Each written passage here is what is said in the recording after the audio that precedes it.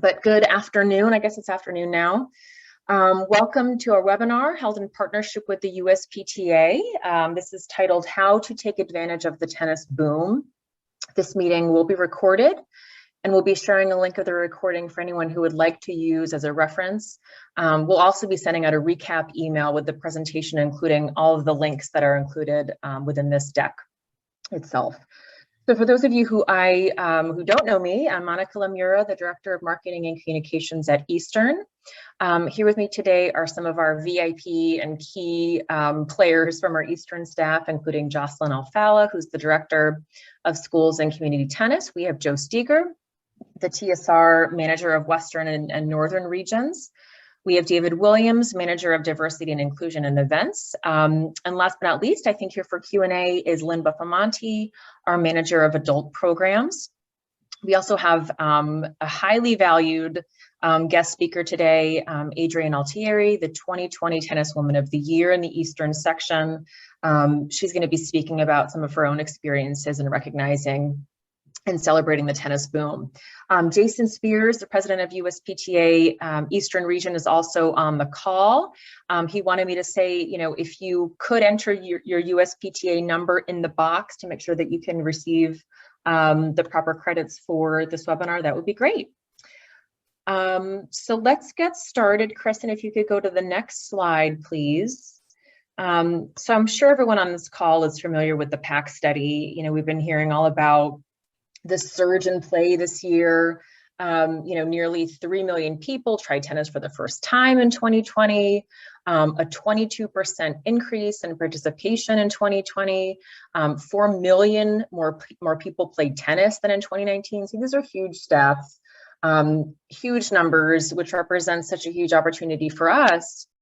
So over the next few slides, I'll review some of the key marketing tactics we put into place behind this surge of activity to make sure all of our new tennis players feel welcomed by us and confident about how to find programming. So from a strategic level, we recognize, sorry, Kristen, I think if you could go back just a couple slides. Yep, that's great. We recognize the importance of partnerships, both organizationally and on the individual level. We're working to identify and work with new partners who will provide us with greater access to both new and existing players, and also individuals who can help us use their network. And we'll talk a little bit about this in some of our championship initiatives to connect us to new consumers. One of these tactics includes our work with Larry Dillon. I'm not sure if he's on the call, in New Jersey, who is creating a targeted list of influencers, including local politicians and thought leaders who can help us spread the word about tennis opportunity. So on to the next slide. We did want to talk through a little bit of our, advertising and event support and how we're recognizing the boom and supporting our providers. And Kristen, if you could go to the park banner slide, that would be great. Thank you so much. So we know that a lot of our providers are offering entry-level programming right now, and we wanted to make sure that we could really understand sort of the scope of what's being offered across the section.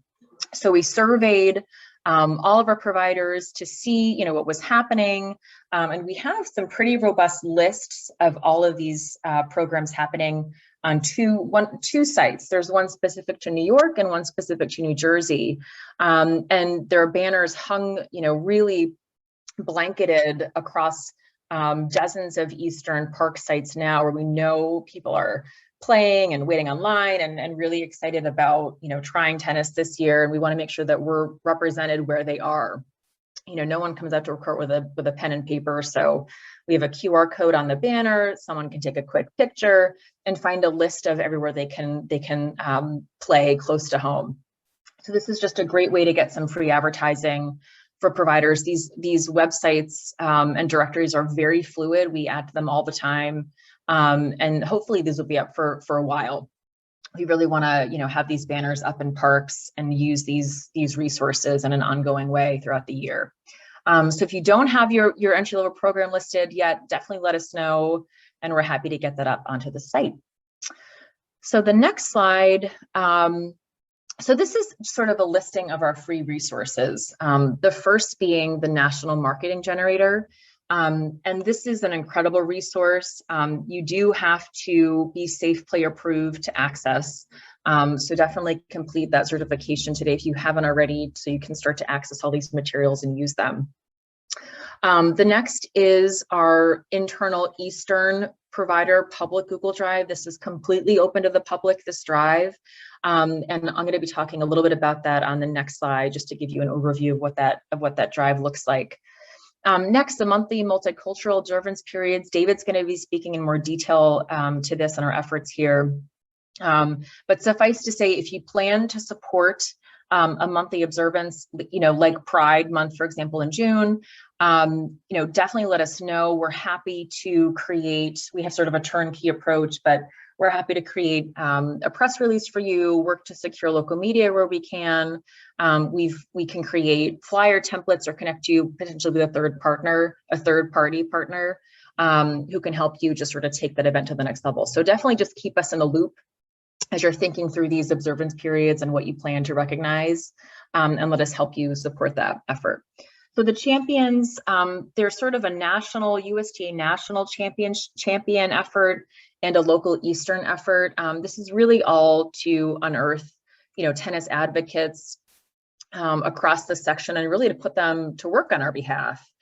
We want to learn and lean into their networks to help us promote local tennis happenings and just use their advocacy and their scope to spread everything that's going on, in our industry. Second to last here on the list is earned media. We've created a suite of media templates in the tennis provider folder that I'll get to on the next slide. Definitely use these when you're engaging with local media to ask them to cover events. We have a pitch note, a press release, a media template flyer. So before you sort of open up a blank Word document, just check that out first and see if you can use it in your efforts to save you some time there. The other thing that I wanted to mention is my team has really been taking advantage of calendar listings in the past few months. They've always existed as a free resource. In my previous life, I did a lot of PR for an agency and was constantly pitching reporters to get them to cover our stories. And that's always an option at your disposal to get some of that earned media that's completely free. But calendar listings are a great resource. People, I think a lot of local papers are looking to promote local events right now because they haven't been able to in so long. So they're really looking for content. This is a great time to dip your toe in the water if you haven't done that, just to see what calendar listings are available to you locally. If you want some help in that area, just to understand the scope and the marketplace, give me a call and I can help you sort of walk through that a bit, because it's just, there's a lot out there and it does take time. But we're happy to help you sort of navigate that a bit. Last on the list is the event guide. This is a new national turnkey piece that really gets into great detail in terms of how to run an event from sort of soup to nuts. It's really granular, has a lot of templates as well. So definitely check that out when you have time. So the next slide, this is just sort of a deep dive into the public drive, and this is the Eastern public drive. And I just want to mention too, Kristen Semple and my team has done such a nice job of creating a lot of flyer templates and visuals that providers can use in promotion. We really try not to be duplicative. So there's a lot of information on the marketing generator and a lot of different materials on our public drive.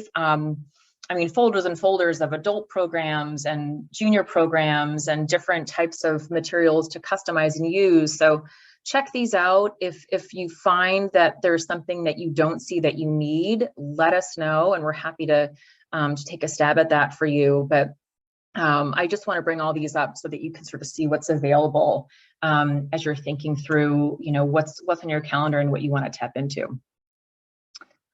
So the next slide, just really quickly, we could probably talk all day about these new systems. There's been so much that's been updated.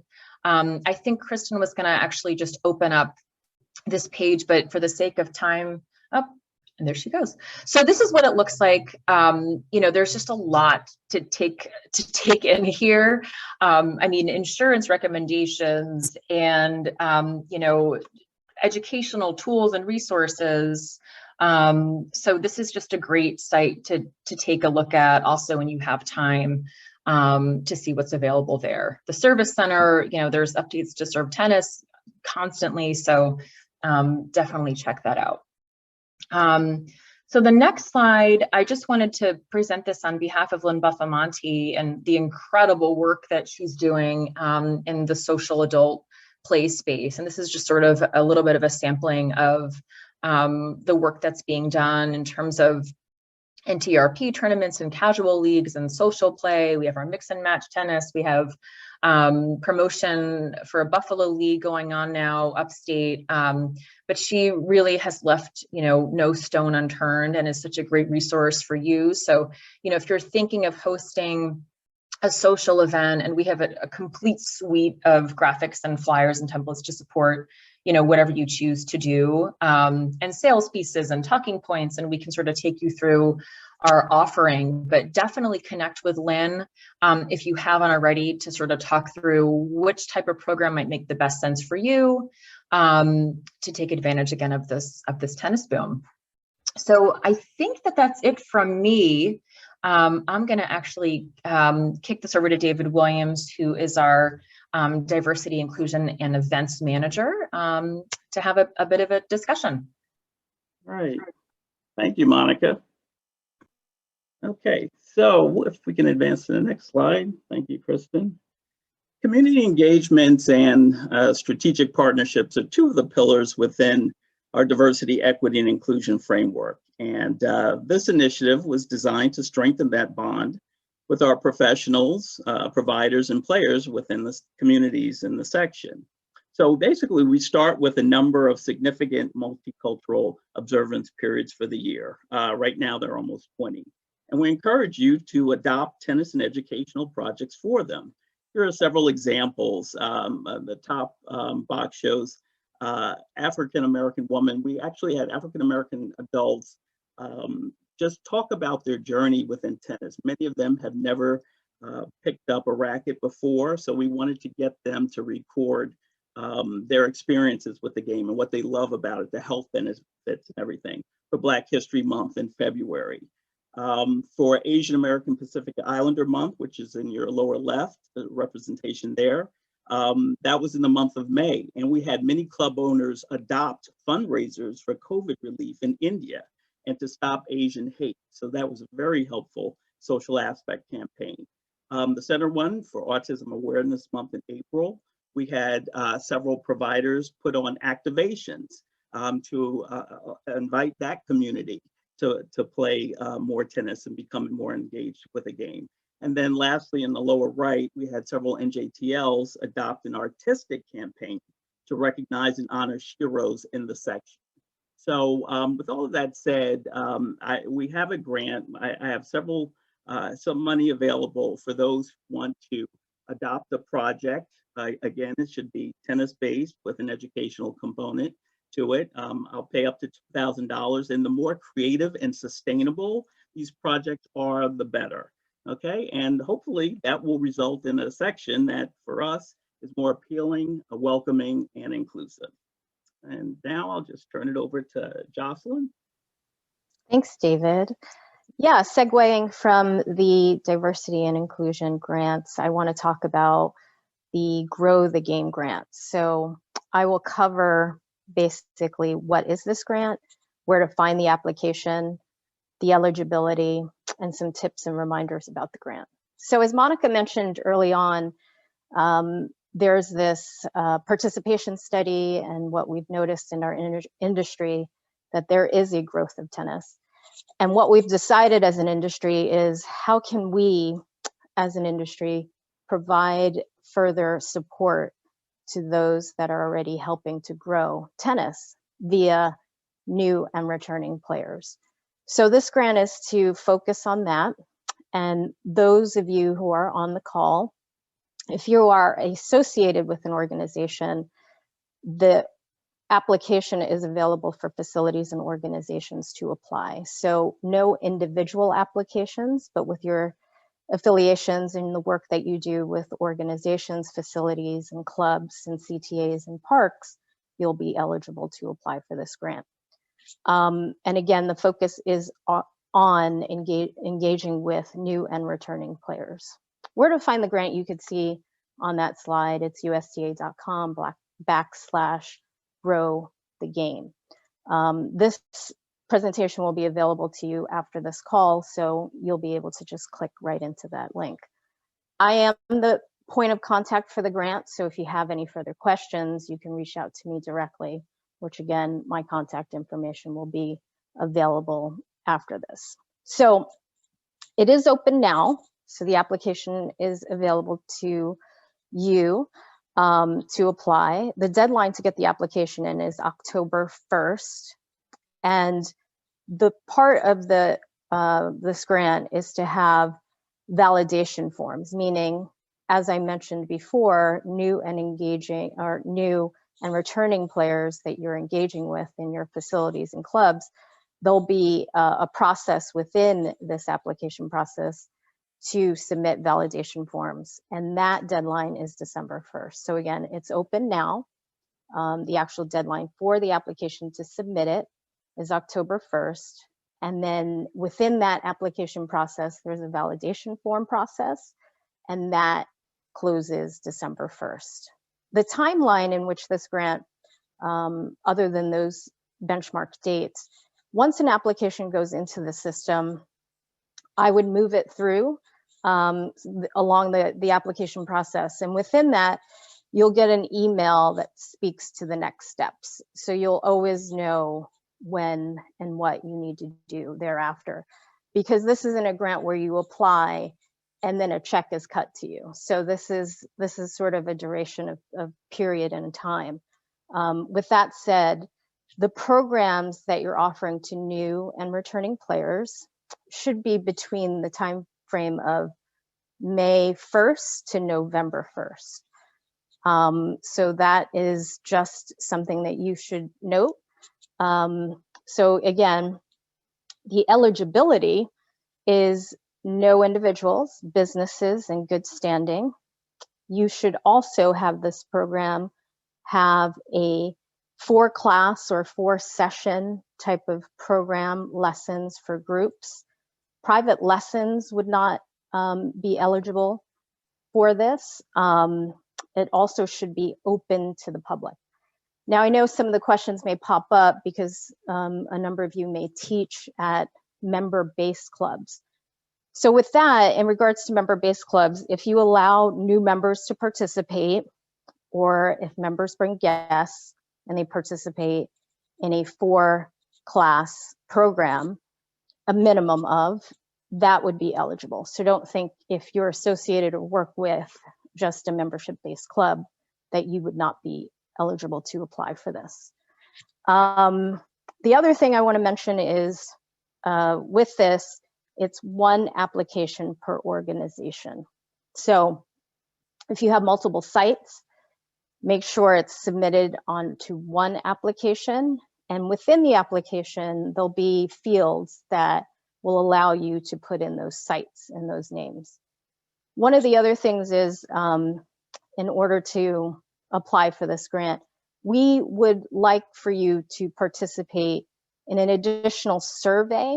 So as the organizer or facilitator of these programs and potentially the applicant of this grant, there is a participation survey that upon conclusion of these programs that you would be able to, with the hopes of you being able to submit that to the participants, just to get a sense of sharing whatever their thoughts were as a new and returning player to a tennis program, so that we can collect more information about the success of that program.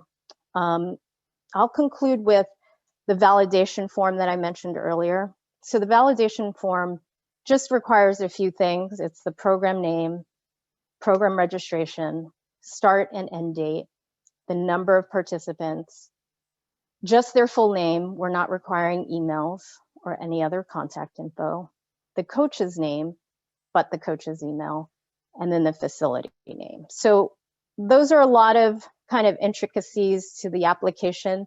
But again, you can go on the website, it details that out there. And before I introduce our next presenter, I wanted to do a call out to a few dates coming up on the calendar.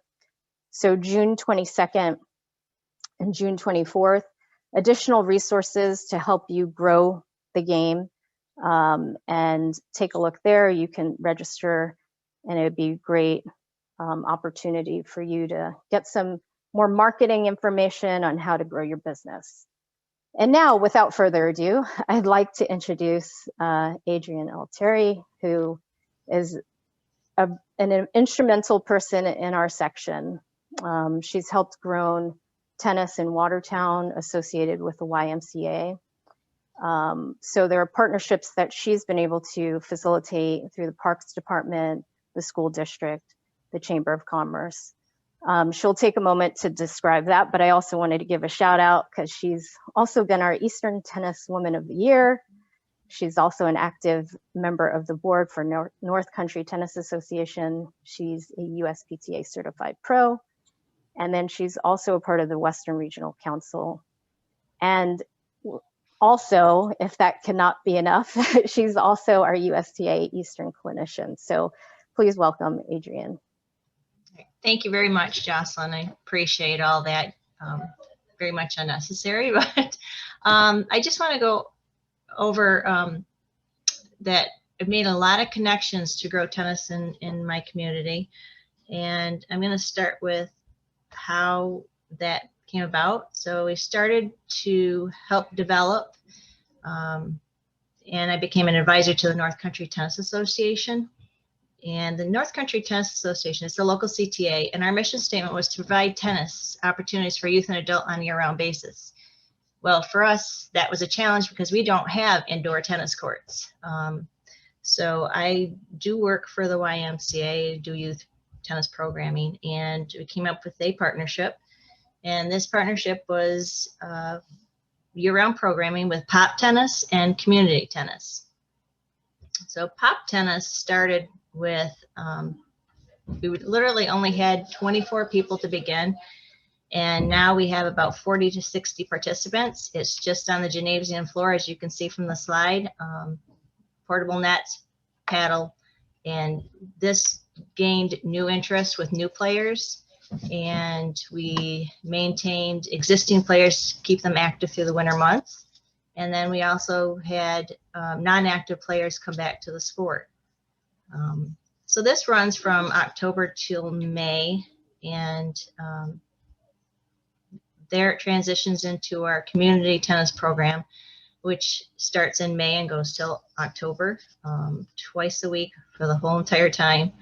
I started with that with 5 people, and now I average about 20 people per day, and it is all skill levels. Everyone is welcome.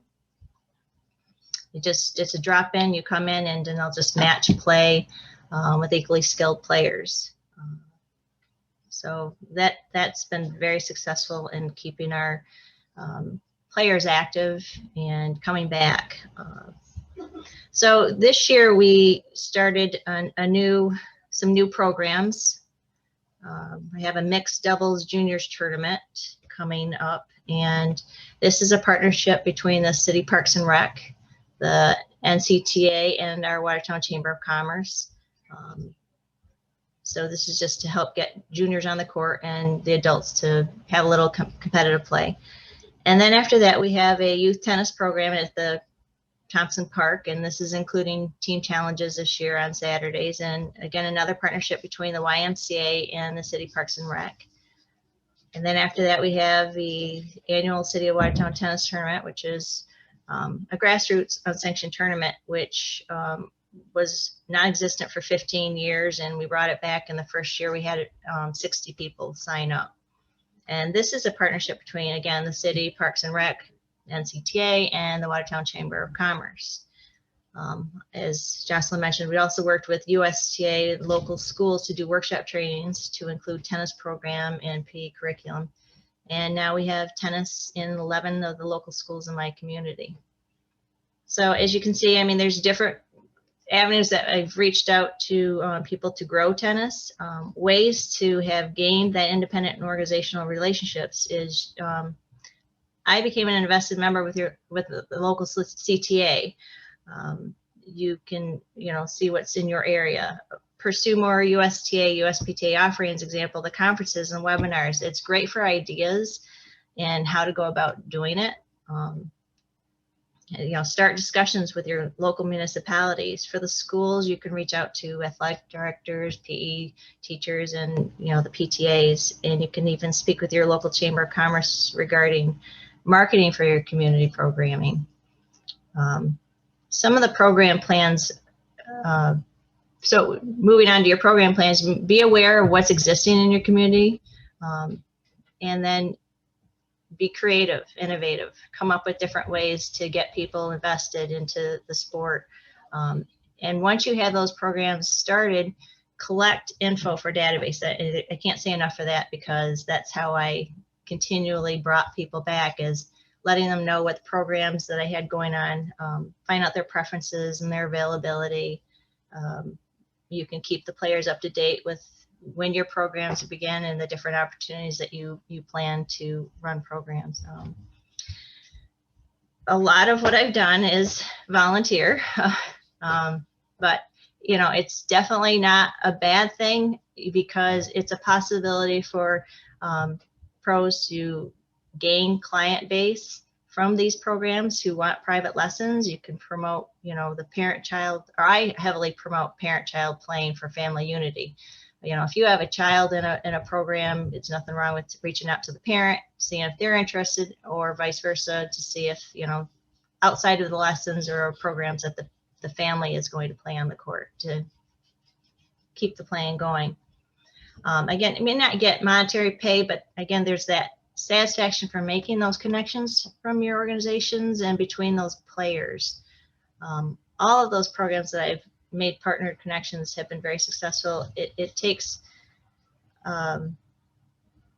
actually, the tennis growth in Watertown has given proof that we need indoor tennis courts, and I'm happy to say that we're going to have groundbreaking for courts this year at the end of this August. So, I mean, it works, and there has been great growth, and it takes teaching professionals like you and me to make those connections to grow tennis. So good luck to you all, and if you have any questions on how I was able to succeed, I'm more than happy to help anybody.